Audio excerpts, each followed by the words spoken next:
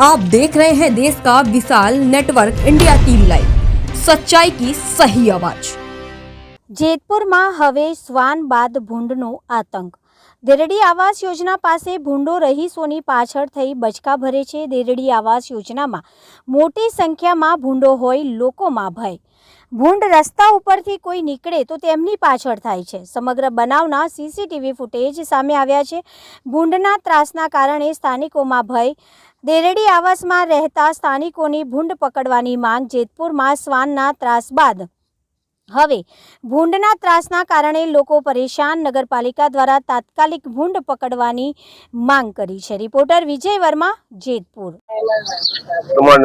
ગુલજારબેન, કઈ જગ્યાએ રહેવાનું? શું બનાવ બન્યો? દેરડી આવાસ યોજનામાં શું બનાવ શું બન્યો તો? છે ને, કાલ મારો બાબો કામે જતો હતો ને સવારના, તો વેલો તો ભૂંદડાની વાહે થયા તો મારા બાબાને પાડી દે, રહી ગયો, એની વાહે દોયડો। કેમેરામાં સીને છે એનો।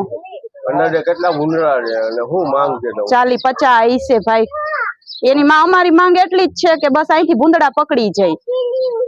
देश और प्रदेश की खबरों के लिए अभी सब्सक्राइब कीजिए इंडिया टीवी लाइव, साथ ही बेल आइकन को दबाना बिल्कुल ना भूलें, जिससे सबसे पहले खबर आप तक पहुंच सके।